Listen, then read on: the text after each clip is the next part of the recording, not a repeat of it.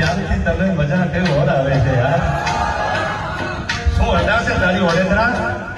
અને આયા હું કાયમ કહું છું બેટો બાપ તને તો જીલે ન ચાલે તો જનની કામ જણા એને વરવું લાગે વેરડા જેનો બાપ અને જેના બાપનો બાપ હમત વગર વડોદરા હોય એના દીકરા થોડું કહેવા પડે હમતભાઈ. એ વડોદરા છે એ ઓઢવાડિયા બધા જાય માનવ દરબારમાં આપણે શ્રદ્ધાનું ભાગતું લઈને આવ્યા છીએ, આનંદ કરવા માટે આવ્યા છીએ. હવે મેઘરાજ થી રહેવાતું નથી, એનું કરવું શું યાર? હા રાધવા જો